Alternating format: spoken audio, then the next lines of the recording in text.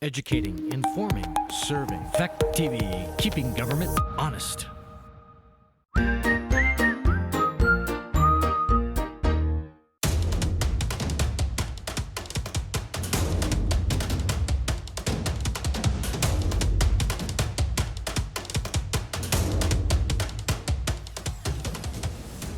like to call the meeting of Union High School District. We have some adjustments to the agenda. I'd like to add a 7B for a resignation. I'd like to add an 8A for early release.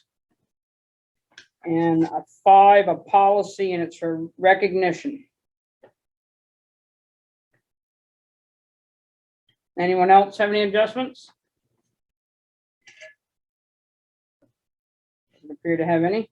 Review and approve board minutes of November 29th, 2021. So moved. Does anyone have any changes to the minutes? This is Margot. I just want to note that I was in attendance at that meeting. Okay.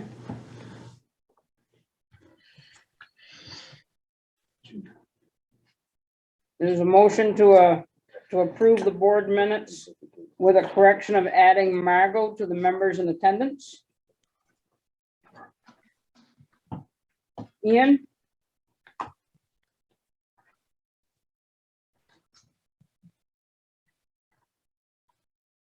Ian, are you voting? Yes, I am. Yep. David? Yes, Jack? I'm going to abstain. I haven't even looked at the minutes, to be perfectly honest with you this time.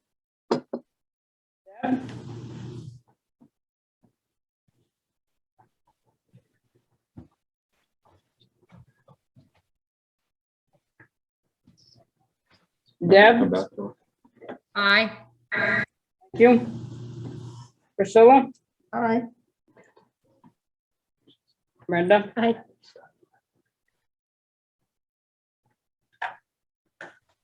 Okay, minutes have been approved with the corrections. Communication and public comments?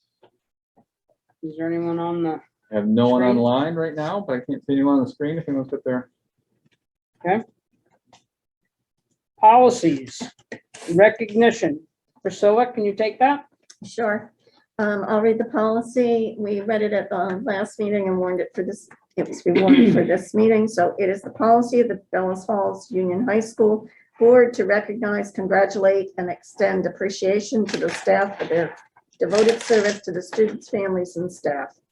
The administration of BFUHS will establish a procedure for recognizing staff members for their service.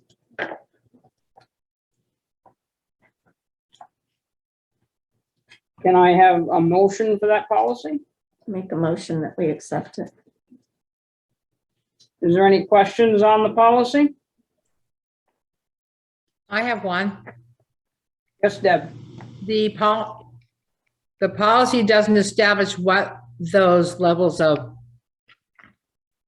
the levels will be. It says that the policy committee will actually establish.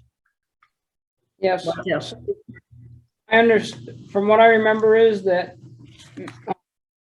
Mr. Broadley is going to maybe pick a few from the school board and, and Sean probably, and design something and bring it back to us. And this is just getting him to do that.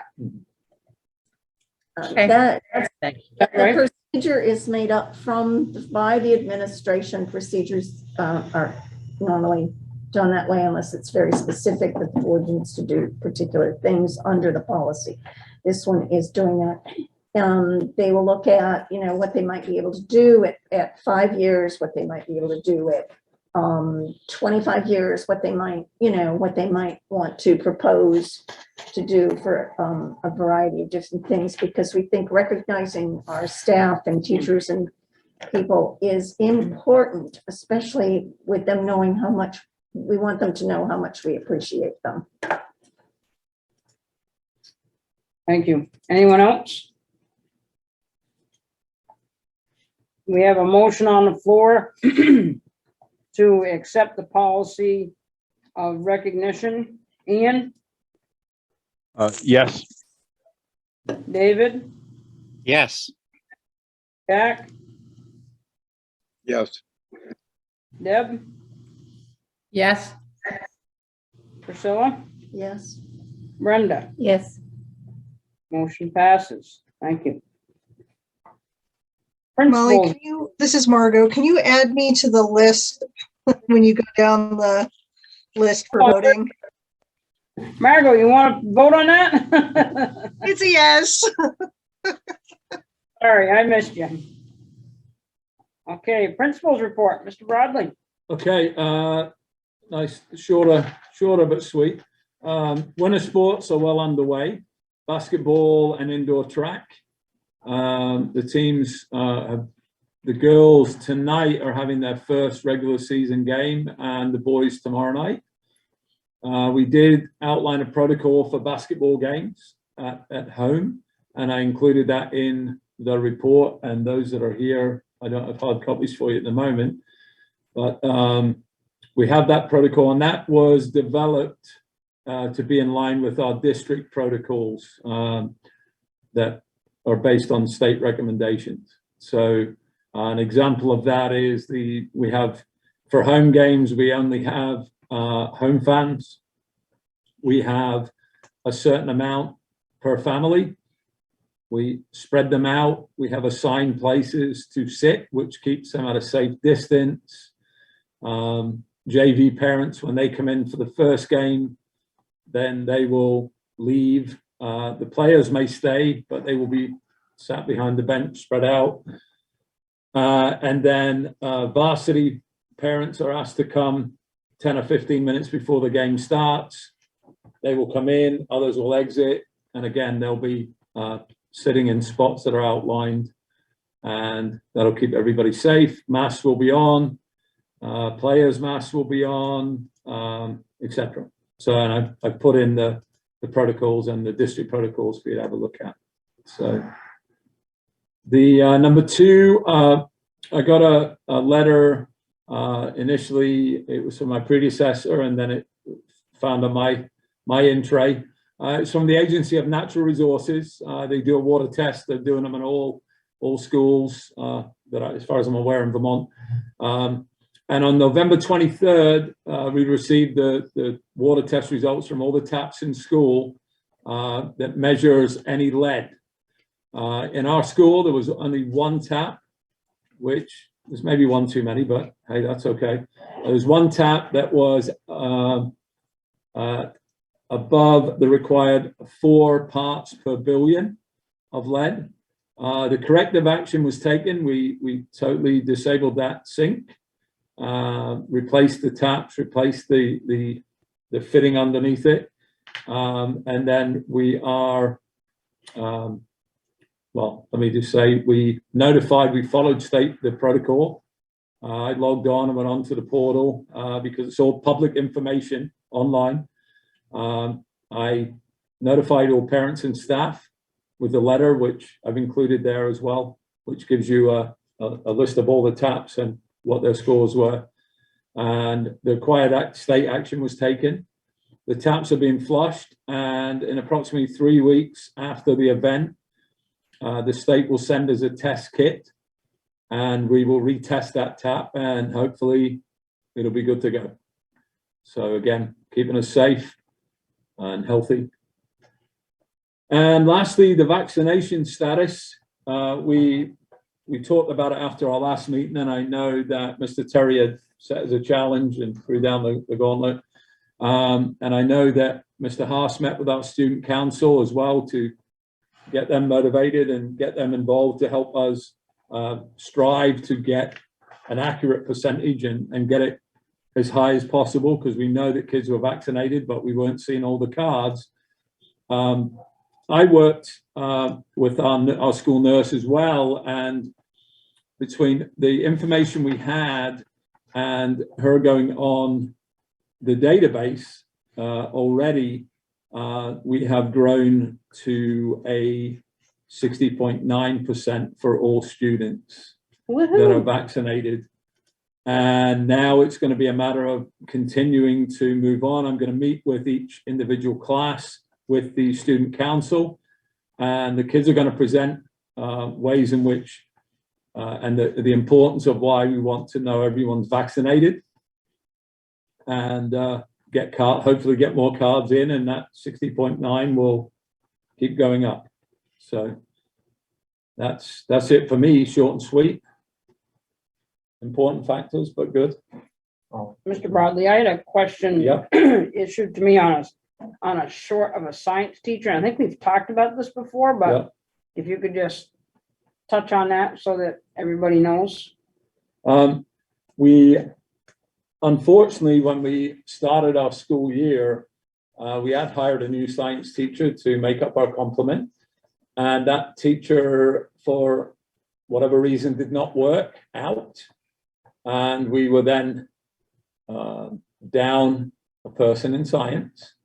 We reconfigured kids, 15 students, I believe that was a number, that did online earth science to help them achieve credit towards graduation. And our plan is, we have in our second semester, our plan is we're working on, we have 2 students from Antioch who will be doing some student teaching as they wrap up their course. And our hope is that we will be able to get them licensure. Again, they're working on all the logistics right now, so it's not in the final stages. But we're hoping that we can get them licensure to be overseen and teach 1 class each to help us recover.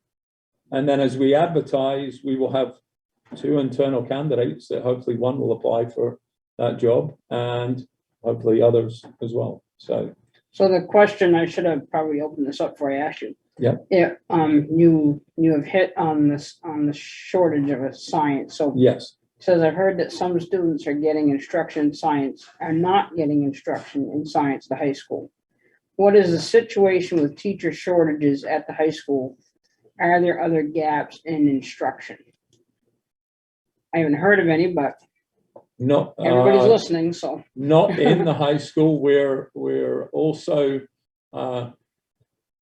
meeting, and I've tasked each department to reflect on how their students in every class, more namely our 9th grade students, are doing, knowing that every kid has had some sort of loss of learning with COVID.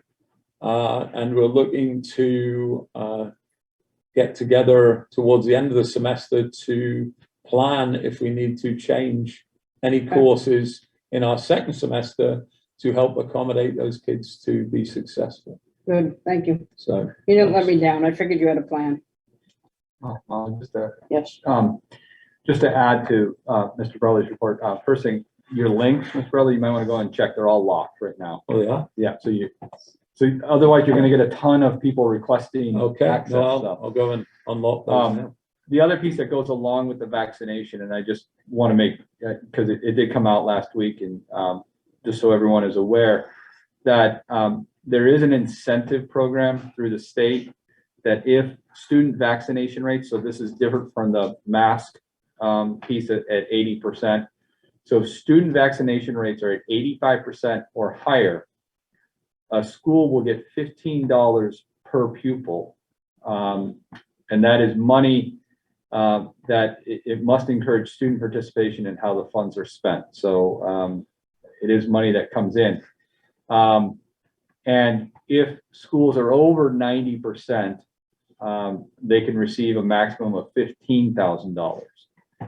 So that's not just high schools, that's all buildings. And it's kind of a rolling grant through April 1st of 22, and they must be spent by June 30th of 22.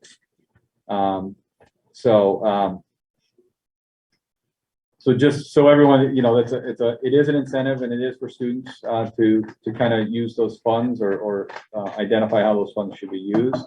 So at 60%, that's great to hear, and I know we're working to try and get it up there. But. Great, thank you. Any questions for Mr. Broadley? Priscilla? Yes, you talked about the protocol for attendance at basketball games. For parents, are other people allowed, like board members and other people in the public allowed to go, or is there a total moratorium on that right now? We are, we haven't really put that into the plan. There are individual requests, I guess. And we have also allowed each coach to have 4 people if they need to be there.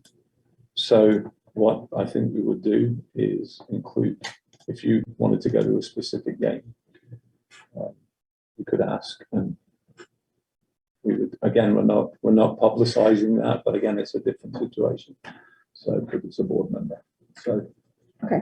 Again, I haven't been asked that yet, and we're not advertising that, like, hey, if you want to come, just come and ask, although Well, we've would they have we've to just ask in advertised advance, it now, then?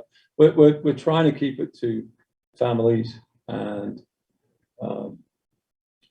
kids and, but, you know, just our people. So And possibly a special request in advance, possibly, so that you could Yeah. deal with it in Yes. advance. yes. Okay. Molly. So Priscilla, when we develop the district protocols, because we have middle school, and also one of the things we left up to each building was also the size of their facility. So the middle school, when they looked at it and they looked at spacing everything out, they had to make a decision that they wouldn't allow any spectators in, type of thing. So our high school gymnasium being the size it is and the ability, we've left that up to each, you know, type of facility. Same thing with any winter activities. So whether it be in the auditorium or things like that. So it has to do with the size of the space. So, but I just clarify, because I thought the question may come up, why not the middle school type of thing? So I just wanted to clarify that, so. Thank you for that. I know, I just was trying to be sure and Yep. be clear on it. I think, you know, limiting and being careful is a very positive thing. Well, we started with the district protocols, as Mr. Haas has said, and then we developed our individual building protocols from the district one. And I think all the other buildings have done well, the middle school have done a good job in getting the kids playing, and, you know, hopefully it's helping them. So. Thank you. Anyone else have anything for Mr. Broadley before we move on? You've been out of that easy, John. Finance. As I think it's well known, our director of finance resigned abruptly last week. We are in the process of putting a posting out there and looking for a posting, or a posting it and then looking to hire. We have reached out to the AOE and other associations on looking for potentially a part-time finance director who can come in. Typically at that situation, you're looking at a retired finance director who can give a few hours and come in and give us some oversight and whatnot. I can't say enough about the crew that is in there and how they kind of, you know, they you know, pulled their boots up from the straps, and they're right there, and we're moving along. And you know, it's, as I said, it's some of the needing to go back and find things for answers on budget, but we seem to be moving in that direction, in a positive direction. Very good. Thank you. Priscilla? My question is, we also had a resignation, another resignation from there that from that office, which has been a couple of weeks. Is that one advertised, and have you had applicants? So we've already actually hired someone for the replacement for Okay. that position. Great. Thank you. So that position was, I interviewed that person a week or so ago, and we made a job offer. That person's supposed to start on the 27th.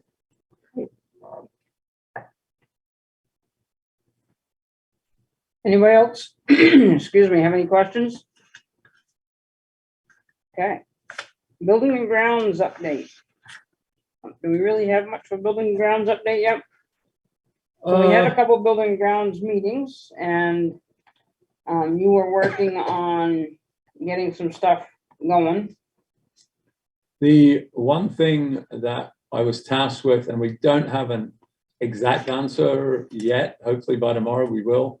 I tasked Sean today to reach out to the alarm company, because we talked about the need to maybe have smoke detectors in the B and C wings, which are grandfathered under the older equipment framework in any inspectory manner. They're kind of they're approved as they are, and it's only when we've done a lot of work on the HVAC system. Anyway, we talked to the alarm people that we believe that the way it has to work is the alarm people get the smoke detectors, put them in, and hook them through the fire alarm. Once they're in, we then get an electrician to come in and hook them through the equipment to automatically shut that off. And then we will have all systems doing that if there is fire or smoke detected. And then when we do our upgrade, again, they're not sure if we'll be able to, whether it be, it's never a waste of money when you're talking about child safety. But, they just said, well, the question was posed to us was, well, if you're upgrading, why do you want to do that? And we explained, so that's the mode that we're going to follow, and Sean will get an answer tomorrow when the fire alarm company can begin that process. Good. So, I think because it was such a hot topic, yeah, absolutely. maybe you could send an email out. Yeah, just to let the board absolutely. members, As soon as I get an answer, I'll send an so they email know, out and that to will all help. board members. That will help So, with, everybody knowing that Yep. you're on it. Yes. David? Well, Molly, let's cut to the chase on this. After, shall we say, many months of going around in circles, we had Michael Sullivan and Glenn Thomas, who are engineers. Mr. Thomas apparently is responsible for the engineering on the 2013 and 2018 HVAC upgrades. Michael Sullivan, ME Engineering, was hired to come in and assess the air circulation within the building with regards to whether we were meeting CDC standards on air exchange or not. And what we teased out at Thursday night's meeting was the fact that when the fire alarm goes off, the HVAC system or systems should shut down automatically. And what we discovered, at least according to Jim DeBell, who was probably in a position to know these things, is the A and D wings do in fact shut down when the alarms go off, but B and C do not. And I will have to say I'm very, very surprised that this somehow escaped the attention of a veteran HVAC engineer who designed specs for upgrades in our systems here. And I think there was general consensus around the table that this is a very serious potential safety hazard. It needs to be addressed right away. I certainly appreciate the fact that John indicates that we're on it, but it's really, really important to understand that in this building with no fire stops, at least no effective fire stops, a fire in B or C wing would not trigger an automatic shutdown. And I want to go so far as to suggest that Mr. Broadley and Mr. Murphy and probably every person who's in this building should know how to shut B and C wing HVAC systems down in the event we do have a fire. And I'm certainly not suggesting we will, but nonetheless, if it's not going to happen automatically, it has to happen manually. And the people in authority in this building need to know how to do that if that contingency, I mean, a fire occurs. So I'm going to very strongly encourage administration to also address that issue right now, right away as well. Thank you, Molly. Thank you. Thanks, David. Anyone else have any questions? Looks like we're good on building and grounds for a few minutes. Unfinished business.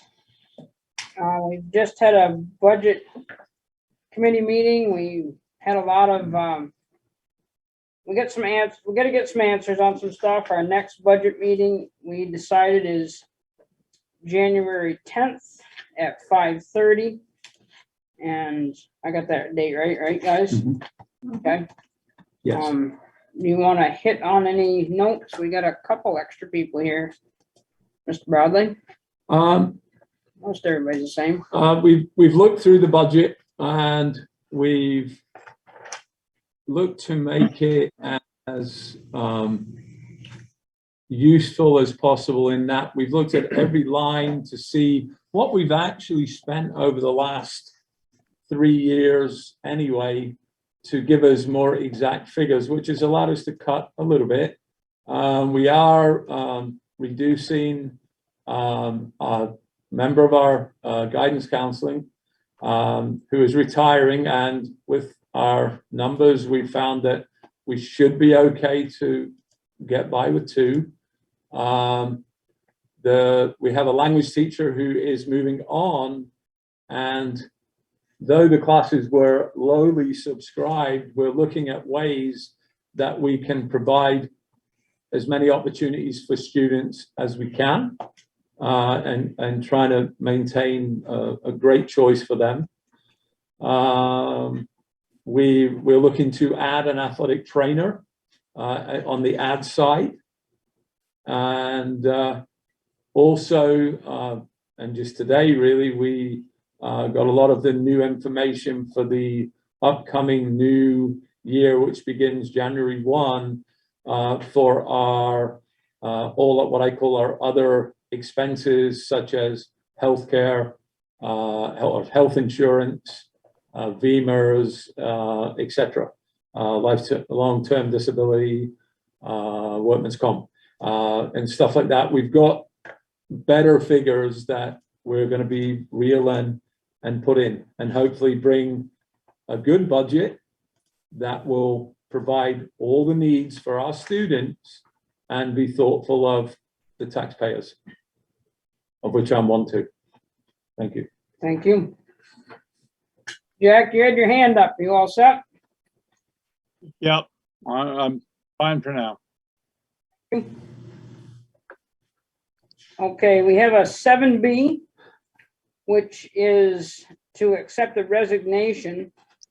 Deb Wright has asked to resign from negotiation committee. She was the representative for the high school, and I would like somebody to give me a motion to accept that resignation, please.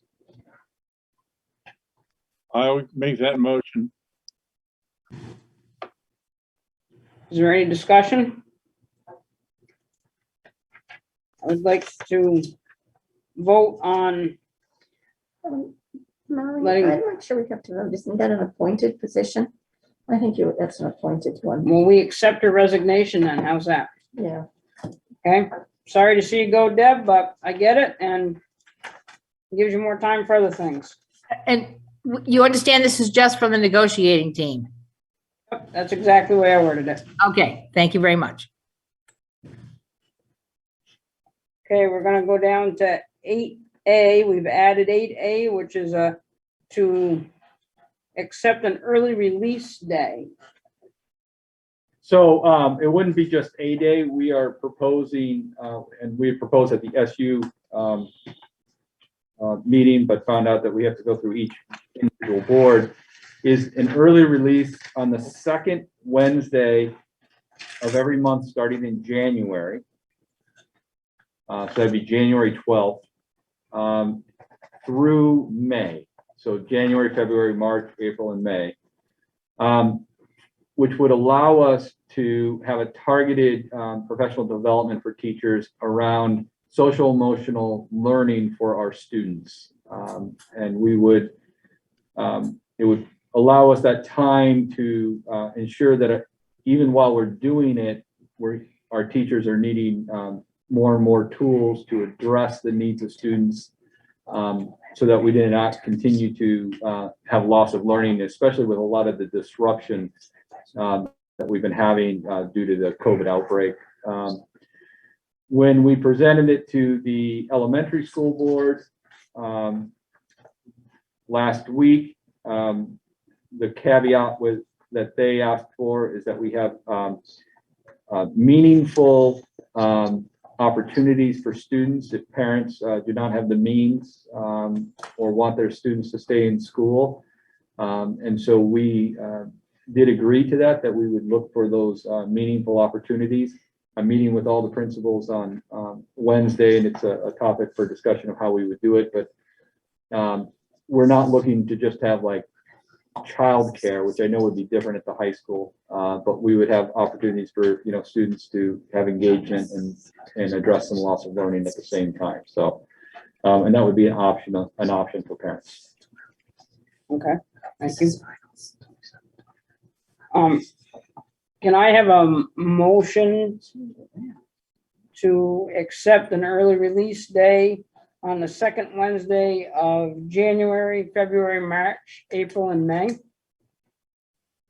So moved. This is Ian. I'll make that motion. And is there any discussion? Does anybody have any questions? Yeah, Priscilla? I was just asking John, broadly, when final midterms were, because usually they're before the break time. They have Martin Luther King Day off. Don't you have the 18th, or do you have the 25th? So which week would midterms end up being?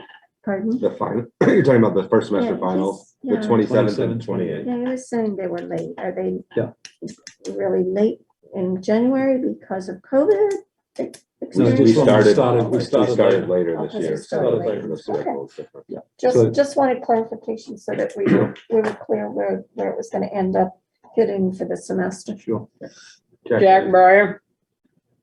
Yes.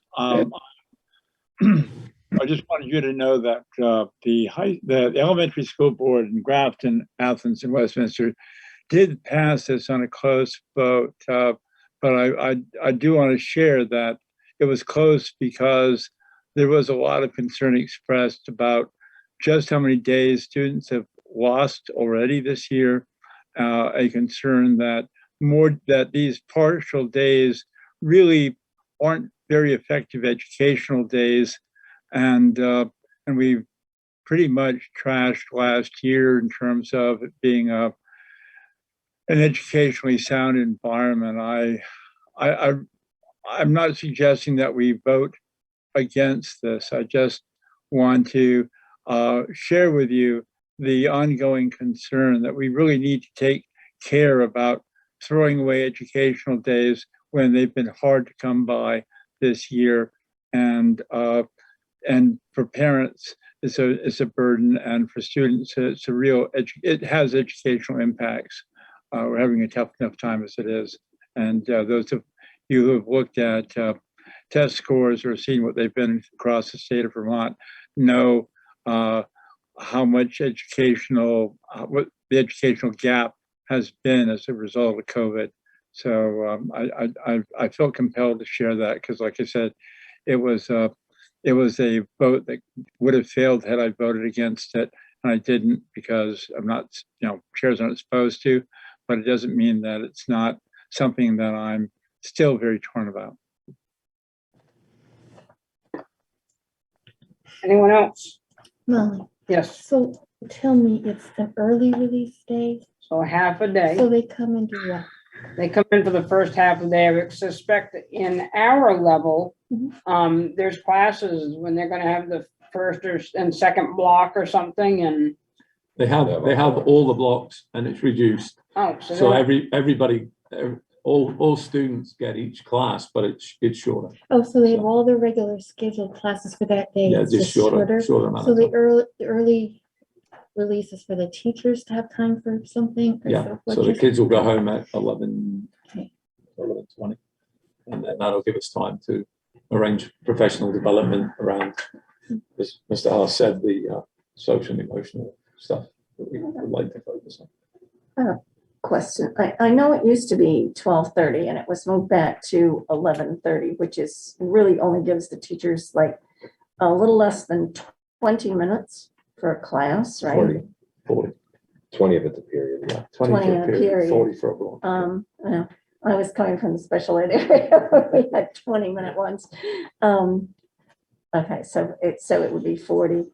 So that's enough time to at least get, a lesson and get, an assignment for them to do and that kind of thing.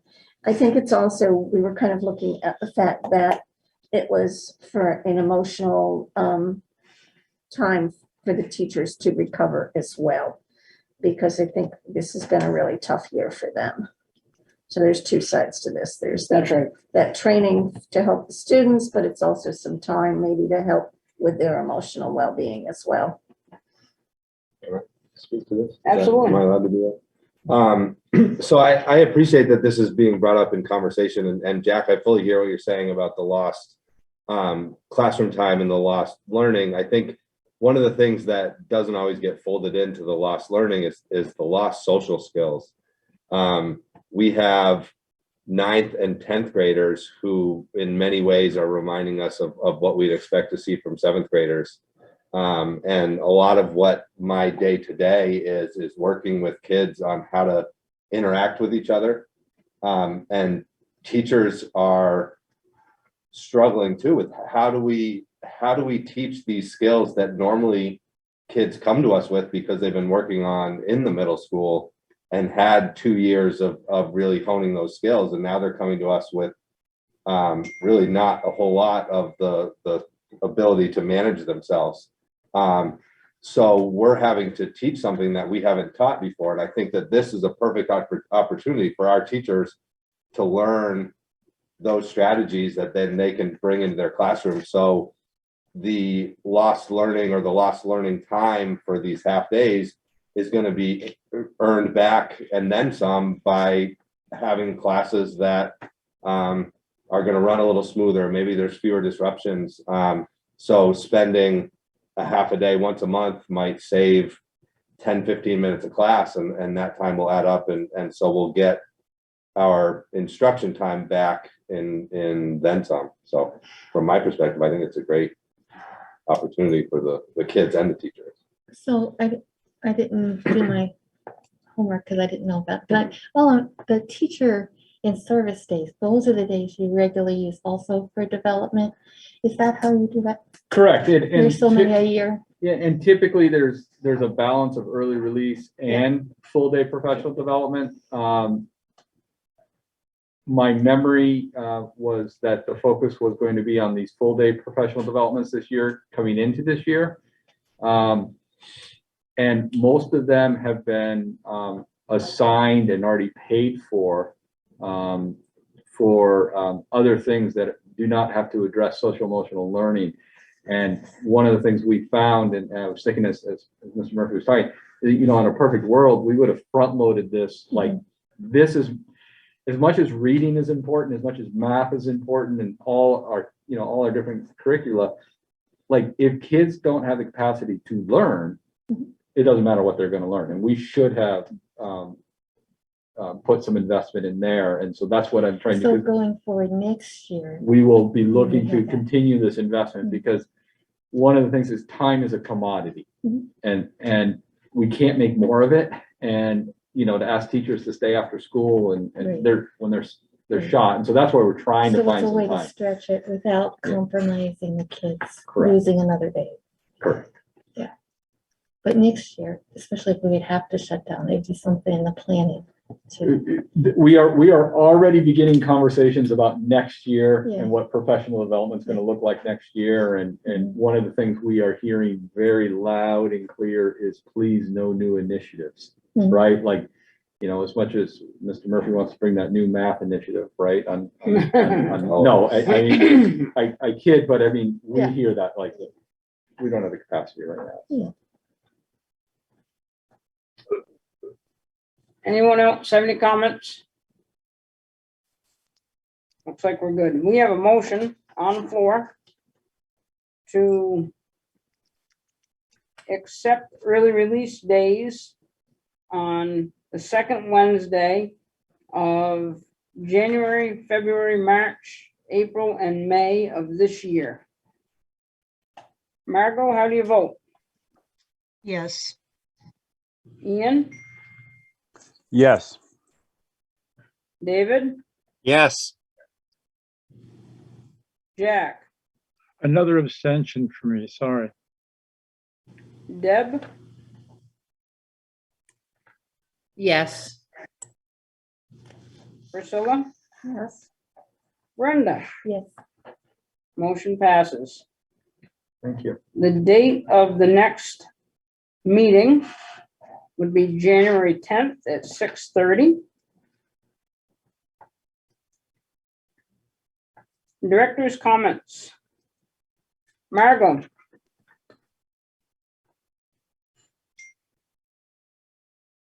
I'm all set, thank you. Ian, Yeah, I've been thinking an awful lot, and I've had been thinking an awful lot about whether or not I'm going to continue to run for the seat and continue next year. And I've made the difficult decision not to for two reasons. One is because of the various relationships that I have, in particular with my wife working at the school. Is something that Jack mentioned as I came onto the board. It's been very challenging for me to keep everything straight and to be able to do, you know, I can't really be a full member in terms of some of the things that I can't talk about and I can talk about.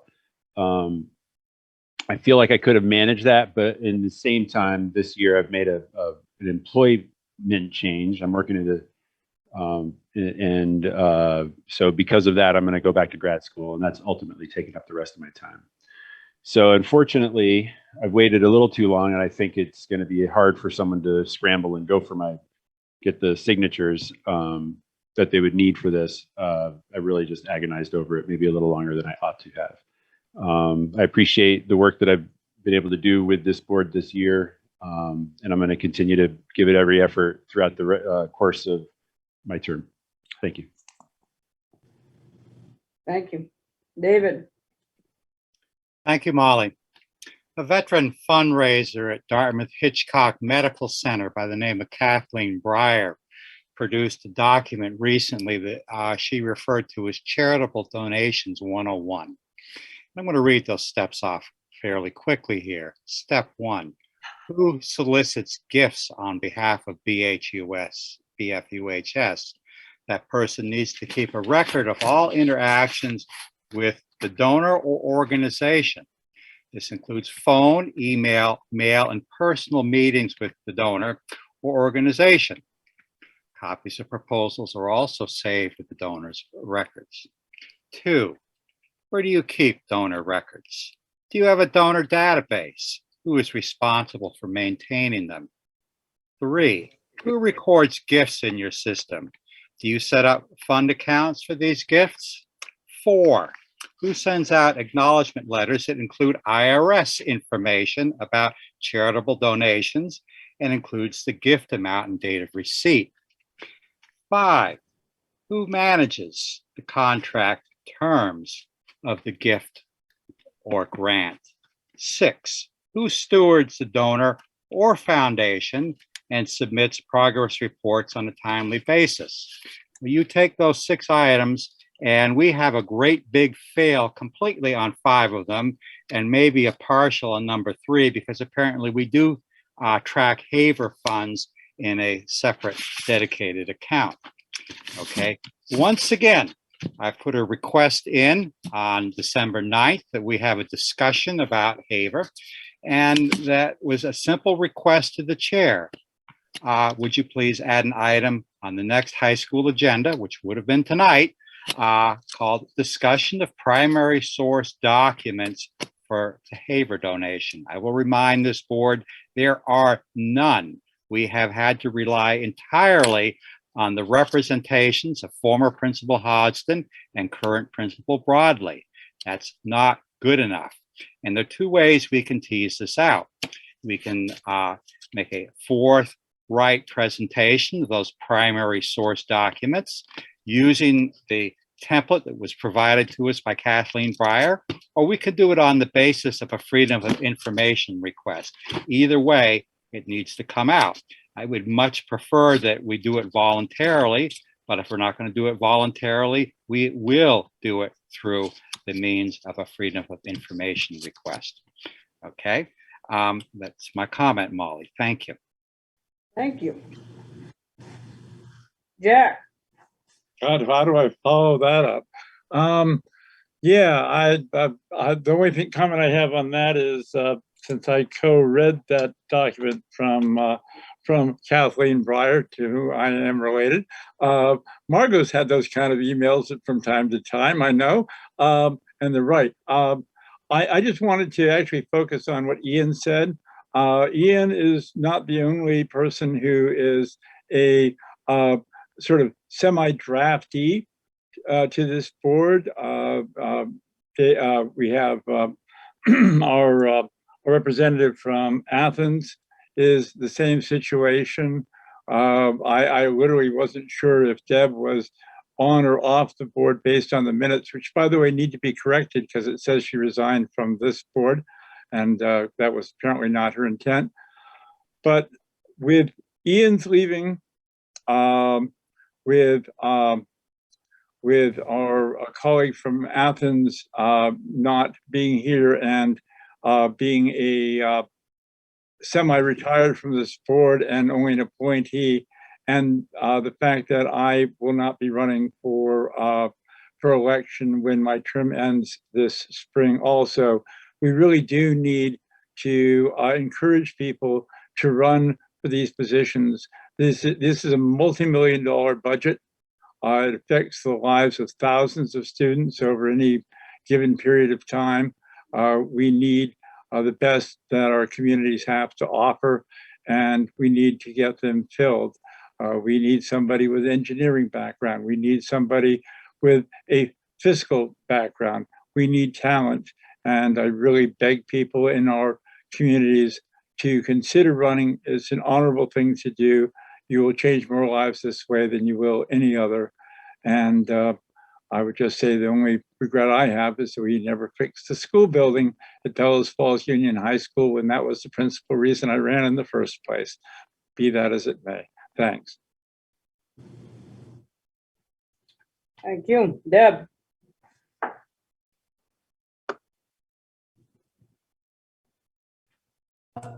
Sorry, couldn't get my thing on, my mic on. I just want to thank you for accepting my resignation. It is very serious. My concerns and not being able to function properly as a committee member. Other than that, I hope that everyone has a wonderful holiday season and stays healthy, and that we all come back together in January and can settle a budget. Thank you. Priscilla? Yes, I was all set to not say anything until I heard everybody else speaking. But Ian, I'm sad to hear that you feel that you don't have time to spend helping us with board issues. I'm also sad that Jack, that you were also following that same pattern. I am glad to hear that Deb is continuing with the high school. I will miss her on negotiations. I think everybody is working really hard, and COVID is really hitting us emotionally and physically. As board members, as administration, as staff members, teachers and paras, and people working in the lunch areas and maintenance and everybody. So we just need to kind of continue to keep that in mind, support everybody as much as we can, and be kind in our thoughts. Thank you. Brenda? I'm all set. So I got a lot to say. I'm gonna try to keep this short and sweet, but I was added onto an email chain that included a comment that I had made at the SU board. And I tend to get myself in trouble without even trying sometimes, but I want to clear something up. I came across that I was complaining about board members attending remotely. I don't know as I was complaining, but a lot of times people take me the wrong way. What I would love to see is more of us face to face, because I think face to face that maybe sometimes we're even nicer to each other. And you can see and feel how people are doing, and you know, if it's a rough meeting, maybe Priscilla comes over and gives you a hug and tells you did a good job. So really, I just think that we're missing that personal. We work really hard as a group, and I get that some people, you know, maybe aren't comfortable coming because of where we are with these masks, and you know, everybody has a reason, and I'm not trying to get involved in people's personal lives. I just like to see people face to face, and maybe it's a salesperson in me, but I just think it makes for a more comfortable and more better reactions from people. So if I've offended somebody, sorry about that. I did get David's request for the Haber grant. I did not put it on the agenda this time. I do have it in my notes to put it on the agenda, but I really felt with everything that was going on, we've talked about it several times. I know we don't have the answers exactly on what David would like to see and what the rest of us would like to see, but I felt that budget was more important. I felt that we needed to not take John away from really getting us through this budget and getting that done. So I did not ask for that to happen this time. It's not that I didn't hear you, David, and it's not that I don't think that it's important. I just felt that right now at this time of year, the budget was more important. I think that we solve a lot of things. We work hard here. This is a decent bunch of people. Everybody's different. My term is up in March also. I'm on the fence. You know, this is a hard thing to do. I love the school. I love the kids, and I want to support them. But we've all got to just learn to take a breath sometimes before we speak and be nice to each other, because we are all adults here. We're all professionals, but we're really volunteers. It was reminded of me that we all get a little stipend, but really we're volunteers. For the hours that we put into this, we're volunteers. So let's just, everybody take a breath once in a while before we speak, and not make people feel like, geez, do I really want to do this again? I enjoy this group. I work hard all day, and my family thinks I'm crazy because I enjoy coming and seeing somebody different and doing something different. So thank you for listening to me, Bob. And please, Margo. Everyone, have a Margo. great holiday. Margo. Margo, I missed you again. No, she was Oh, no, you actually got me in the first. All right. Thank you. Meeting is adjourned. Thank you. Thank Molly. you, everybody.